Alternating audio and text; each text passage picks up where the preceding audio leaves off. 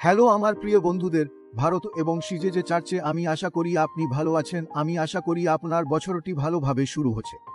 আমরা ইতিমধ্যে ফেব্রুয়ারিতে আছি এবং এটি একটি নতুন বছর। এবং আপনি জানেন, প্রতি বছর আমি সবসময় প্রার্থনা করি, ঠিক আছে ঈশ্বর, কি এই বছরের জন্য কিছু নির্দিষ্ট আছে? এবং ডিসেম্বর মাসে আমি যশুর বই সম্পর্কে এই শব্দটি অনুভব করতে শুরু করি যে আপনি জানেন, ঈশ্বর আমাকে যশুর বই পড়তে উৎসাহিত করছিলেন, যা আমি এখন জানুয়ারিতে করছি। এবং আমি আপনাদের জন্য এর কিছু প্রচার করতে চাই। যশুর বই একটি খুব আকর্ষণীয় বই, কিভাবে ঈশ্বর 40 বছর মরুভূমিতে ঘুরে বেড়ানোর পর ইসরায়েলীদের নেতৃত্ব দিচ্ছেন প্রতিশ্রুত ভূমিতে আসার জন্য এবং সেই প্রতিশ্রুত ভূমি দখল করার জন্য যা ঈশ্বর দিচ্ছেন। কিন্তু যশুর বই শুধুমাত্র একটি প্রতিশ্রুত ভূমি দখল করার বিষয় নয়। এটি আমাদের সম্পর্কে বলছে কিভাবে তারা প্রতিশ্রুতির থেকে পূর্ণতার দিকে যায়, প্রতিশ্রুতির থেকে পূর্ণতার দিকে। এবং আমি মনে করি এখন বছরের শুরুতে আমাদের জন্য সত্যি দেখার জন্য একটি চমৎকার সময়, আপনি জানেন, এবং আমাদের বর্তমান অবস্থার বাইরে নিজেদের দেখতে। ইসরায়েলীদের মতো তাদের সেই সময়ের বাইরে দেখতে বলা হচ্ছে। তারা মরুভূমিতে ছিল, তারা ঘুরে বেড়ছিল। এবং এখন সময় হচ্ছে বাইরে দেখতে ঈশ্বর তাদের জন্য কি রেখেছেন, এবং আপনার এবং আমার জন্য কি। এটি সময় হচ্ছে যেখানে আমরা আছি তার বাইরে দেখতে এবং ঈশ্বর আমাদের জন্য কি প্রতিশ্রুতি রেখেছেন। আমি বিশ্বাস করি যে এই বছর 2026 প্রতিশ্রুতিগুলিতে প্রবেশ করার একটি বছর হতে পারে। ঈশ্বর আমাদের সকলের সাথে বিভিন্ন উপকথা বলেছেন, ব্যক্তিগতভাবে, আমাদের গির্জায়, আমাদের জাতির জন্য। এবং এখন এটি সত্যি এগিয়ে যাওয়ার এবং সেই প্রতিশ্রুতিগুলির পূর্ণতার দিকে সক্রিয় পদক্ষেপ নেওয়ার সময়। এখন যদি আমরা যশুর বইটি দেখতে শুরু করি, এখানে অধ্যায় 1, যশু 1 থেকে 6, ঈশ্বর যশুকে কথা বলেন মুসা মারা যাওয়ার পর। কিন্তু আমি 3 এবং 6 থেকে পড়ব। এটি এইভাবে বলা হচ্ছে, আমি আপনাকে প্রতিটি স্থান দেব যেখানে আপনি আপনার পা রাখবেন, যেমন আমি মুসাকে প্রতিশ্রুতি দিছিলাম। তারপর 6 শক্তিশালী এবং সাহসী হও, কারণ আপনি এই লোকদের সেই ভূমি উত্তরাধিকারী করতে নেতৃত্ব দেবেন যা আমি তাদের পূর্বপুরুষদের দেওয়ার জন্য শপথ করেছি। সুতরাং এটি সেই প্রতিশ্রুতি যা ঈশ্বর যশুকে কথা বলেন এবং দেন। প্রতিটি দৃষ্টি ঈশ্বরের প্রতিশ্রুতির সাথে শুরু হয়। এই বছরের জন্য আমাদের দৃষ্টি প্রসারিত করতে, এই বছরের জন্য আমাদের মিশন এবং ডাক প্রসারিত করতে। এটি ঈশ্বরের প্রতিশ্রুতির সাথে শুরু হওয়া প্রয়োজন। এবং আমি যশুর সাথে ঈশ্বরের কথা বলার পদ্ধতি ভালোবাসি। এটি বলে যে আমি আপনাকে দেব, যশু, আমি আপনাকে প্রতিটি স্থান দেব যেখানে আপনি, যশু, আপনার পা রাখবেন, যেমন আমি মুসাকে প্রতিশ্রুতি দিছিলাম। সুতরাং মূলত এই প্রতিশ্রুতি মুসার জন্য। এটি যশুর জন্য নয়, কিন্তু এটি মুসার জন্য। কিন্তু এখন মুসা মারা গেছে এবং যশুর জন্য সেই প্রতিশ্রুতি দাবি করার সময় হচ্ছে। প্রতিশ্রুতি থেকে পূর্ণতার দিকে যাও। প্রতিটি প্রতিশ্রুতি যা ঈশ্বর মুসাকে দিছিলেন, এখন যিশু জাতিকে নেতৃত্ব দেওয়ার জন্য প্রস্তুত।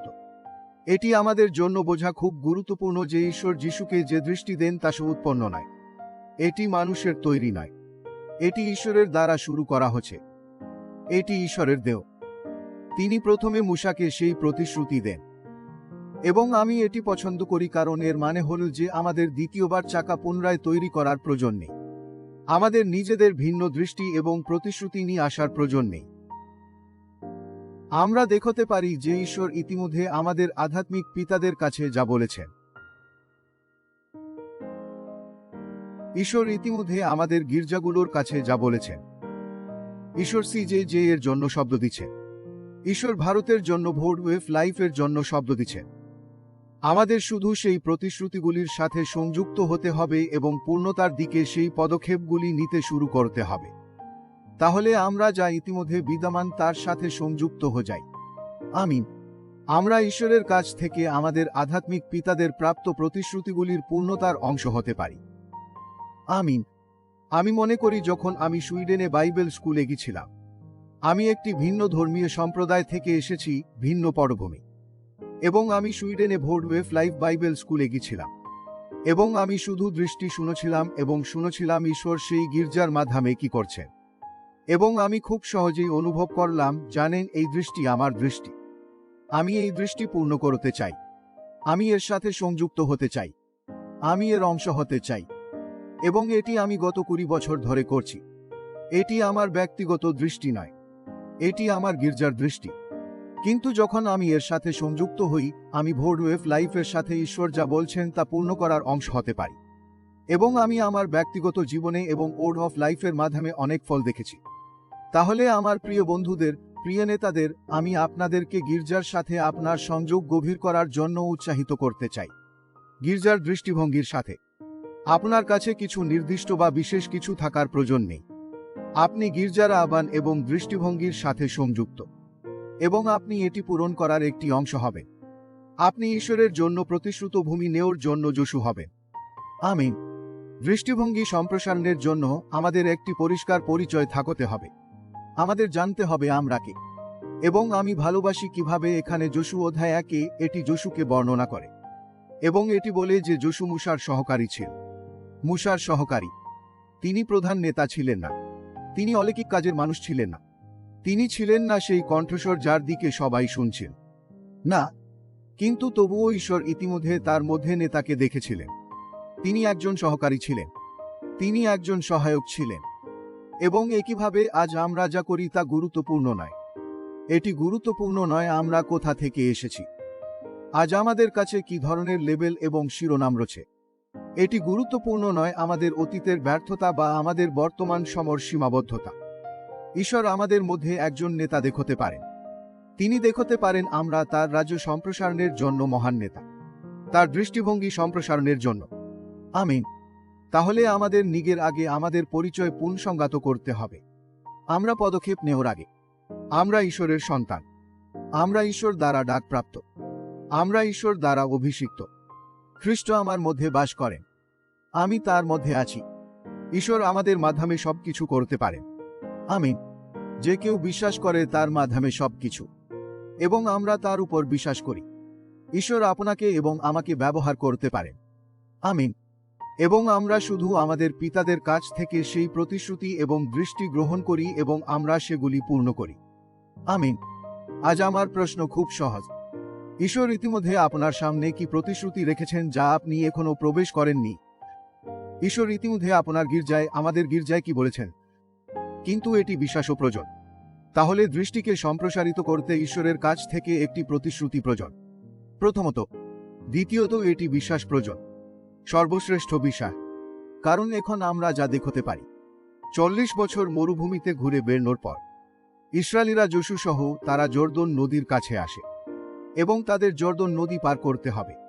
এবং আপনি এই গল্পটি যশুর অধ্যায় 3 এবং অধ্যায় 4 খুঁজে পাবেন। এবং আমরা অধ্যায় 3 এর শুরুতে পড়তে পারি কিভাবে পুরো জর্দন নদী প্লাবিত হচ্ছে। তাহলে এটি সাধারণত দ্বিগুণ চোর মানুষ বা একজন মানুষের জন্য পার হওয়া অসম্ভব। এটি খুব চোর এবং খুব বড়। কিন্তু তারা জর্দন নদীতে আসে, এবং তারপর ঈশ্বর, আপনি জানেন, ঈশ্বর তাদের থেকে নদী সরিয়ে নেন না। যা ঈশ্বর চায় তা খুব সহজ। নদীতে প্রবেশ করুন, নদীতে প্রবেশ করুন। এবং এটি একটি ভয়ঙ্কর কাজ, এটি সম্পূর্ণরূপে অস্বাভাবিক কিছু। কিন্তু যিশু, তিনি পুরোহিতদের এবং উপাসকদের এগিয়ে যেতে এবং নদীতে প্রবেশ করতে বলেন। এবং যখন পুরোহিত এবং উপাসকরা নদীতে প্রবেশ করছেন, নদী উপরের দিক থেকে কেটে যায় এবং পুরো পথ শুকিয়ে যায়। এবং পুরো ইসরায়েল জাতি মিলিয়ন মানুষের সাথে তারা শুকনো জমিতে পার হতে সক্ষম। পুরোহিত এবং উপাসকরা তারা নদীর মাঝখানে দাঁড়িয়ে আছেন, শুধু ঈশ্বরের উপাসনা করছেন, ঈশ্বরকে উচ্চে তুলছেন। এবং তারপর যখন সবাই পার হয়ে যায়, তারাও আসে। এবং তারা যখন শুকনো জমিতে পা রাখে, তখন পানি আবার প্রবাহিত হতে শুরু করে, এবং ঈশ্বর এই মহান আশ্চর্য সৃষ্টি করেন। সুতরাং এটি স্পষ্টতই বিশ্বাসের প্রয়োজন। আমাদের জর্দন নদী পার হতে হবে। জর্দন কি আপনার জীবনে নদী? এটি কি একটি মানসিকতা যা আমাদের প্রতিশ্রুতিগুলি পূরণ করতে বাধা দিচ্ছে? এটি কি আমাদের জীবনের শারীরিক জিনিস যা আমাদের বন্ধ করছে এবং থামিয়ে দিচ্ছে? আমাদের কোন জর্দন নদীর জন্য বিশ্বাসের প্রয়োজন? আমি বিশ্বাস করি যে ঈশ্বর আমাদের এই পথে পরিচালিত করবেন। ঈশ্বর আমাদের সেই বিশ্বাস খুঁজে পেতে সাহায্য করবেন যা আমাদের প্রয়োজন। আমিন। কারণ ঈশ্বরের পরিকল্পনা সবসময় আমাদের পরিকল্পনার চেয়ে উচ্চতর। ঈশ্বর আমাদের জন্য পথ প্রকাশ করেন যখন আমরা পালন করছি, আগে নয়, কিন্তু যখন আমরা এটি করছি। এবং আপনি জানেন, আমি আপনাকে অনেকবার বলেছি, আপনি জানেন আমাদের দত্তক নেওয়ার গল্পগুলি, কিন্তু আমি আবার আমাদের কন্যার গল্প বলতে চাই। আপনি জানেন, আমরা আগস্ট 2025 সালে এখানে ভিয়েতনামে চলে এসেছি, কিন্তু তার 2 বছর আগে 2023 আমি এখানে ভিয়েতনামে ছিলাম এবং আমরা ঈশ্বরের উপাসনা করছিলাম। আমি দেখি পাশে একটি স্ক্রিন আছে যা মানচিত্র দক্ষিণ পূর্ব এশিয়া দেখাচ্ছে, এবং আমি উপাসনা করার সময় মানচিত্রটি দেখছিলাম এবং আমি অনুভব করলাম পবিত্র আত্মা বলছে, আপনি জানেন আমাদের ভিতনামে একটি শক্তিশালী কাজ আছে এবং ভারতের মধ্যে শক্তিশালী কাজ আছে, কিন্তু এখন সময় এসেছে সবকিছু গ্রহণ করার। এবং আমি অনুভব করলাম যে শব্দটি আমাদের জন্য ব্যক্তিগতভাবে, কিন্তু আমাদের জন্য ওর অফ লাইফ হিসাবে। তাহলে যখন আমরা বাড়িতে ফিরে এলাম, আমি আমার পরিচালক পাদ্রি ক্রিস্টিনের সাথে কথা বললাম এবং আমি বললাম যে আমি সত্যি অনুভব করি যে এটি সময়। আপনি জানেন আমাদের সত্যি দক্ষিণ পূর্ব এশিয়ার উপর মনোযোগ দিতে হবে, কিন্তু আমাদের শারীরিক উপস্থিতিও প্রয়োজন। আমাদের একজনের প্রয়োজন যে এখানে বসবাস করতে পারে এবং এটি সমন্বয় করতে পারে এবং কাজ করতে পারে। এবং পাদ্রি ক্রিস্টিন তিনি এটি অনুভব করলেন এবং তিনি বললেন, হ্যাঁ চলুন এটি করি। এবং তারপর ঠিক আছে, এটি একটি খুব দীর্ঘ গল্প, কিন্তু খুব সংক্ষিপ্তভাবে বললে তখন আমরা অনুভব করলাম যে এটি আমাদের, আমি এবং আমার পরিবার এখানে চলে আসা উচিত। কিন্তু আপনাকে বুঝতে হবে 2 বছর আগে আমাদের কন্যা এমির দত্তক গ্রহণের প্রক্রিয়া সম্পূর্ণরূপে প্রক্রিয়ার মাঝখানে ছিল এবং এটি করা খুব কঠিন ছিল। আমাদের অনেক ভিন্ন অলৌকিক ঘটনা প্রয়োজন হবে। চলতে হলে আপনার একটি পাসপোর্ট প্রয়োজন। পাসপোর্ট পেতে হলে আপনার পাসপোর্টে সঠিক নাম প্রয়োজন, যাতে তার নাম পরিবর্তন করতে পারি। আমাকে এর জন্য অধিকার থাকতে হবে। এর জন্য অধিকার পেতে তাকে দত্তক নেওয়া প্রয়োজন। এখন সেই প্রক্রিয়া স্বাভাবিক নয় সুইডেনে, তাই আমাকে এটি করার জন্য আদালতের আদেশ পেতে হবে। এটি করার জন্য আমাকে অভিভাবকত্ব পেতে হবে। অভিভাবকত্বের আগে তাকে আমাদের সাথে থাকতে হবে। এর আগে অনেক ভিন্ন কাগজপত্র থাকতে হবে যা সঠিকভাবে সাজানো হবে। আমার পয়েন্ট বলছে আমাদের 2 বছরে চলে যাওয়া সম্ভব ছিল না, বাস্তবসম্মত নয়, স্বাভাবিক নয়। কিন্তু আমরা অনুভব করেছিলাম, আমি এবং জোহানা আমাদের হৃদ অনুভব করেছিলাম যে 25 আগস্ট আমরা ভিতনামে চলে যাব। সুতরাং আমরা আমাদের বিশ্বাসকে সেই দিকে পরিচালনা করতে শুরু করলাম। আমরা বলতে শুরু করলাম 2 বছরের মধ্যে আমরা চলে যাব। আমরা প্রার্থনা করতে শুরু করলাম, যিশুর নামে আমরা চলে যাব। আমরা ঘোষণা করতে শুরু করলাম। আমরা পরিকল্পনা করতে শুরু করলাম। আমরা চিন্তা করতে শুরু করলাম। আমরা সেই দিকে জীবনযাপন করতে শুরু করলাম, যদিও সবকিছু অসম্ভব মনে হচ্ছিল। আমরা আমাদের মন এবং আমাদের প্রার্থনাগুলো এই নিয়ে পূর্ণ করতে শুরু করলাম। আমি নোকে এখানে ভিতনামে নিয়ে গেলাম, স্থানটি দেখতে, এলাকা দেখতে এবং এর জন্য পরিকল্পনা করতে শুরু করলাম। এবং ধীরে ধীরে ধীরে ধীরে ধীরে ধীরে ঈশ্বর আমাদের কাগজপত্র এবং সবকিছুর সাথে কাজ করতে শুরু করলেন। এবং মজার বিষয় হলো, আপনি জানেন আমরা আমাদের গাড় বিক্রি করেছি, এবং আপনি জানেন আমরা আমাদের বার ভার নিচ্ছি, আমরা আমাদের জিনিসপত্র বিক্রি করেছি, এবং আপনি জানেন আমরা আমাদের ব্যাগ প্যাক করছি। আমি ঈশ্বরের প্রতি বিশ্বাসের সাথে এমির সঠিক নামের একটি ফ্লাইট টিকিট কিনি যা তার নেই। এবং আপনি জানেন আমরা আমাদের ব্যাগ প্যাক করছি এবং আমরা চলে যাচ্ছি ভিতনামে। এবং মজার বিষয় হলো 3 ঘন্টা আগে আমরা সুইডেন ছাড়ছি, আমি একটি বার্তা পাই।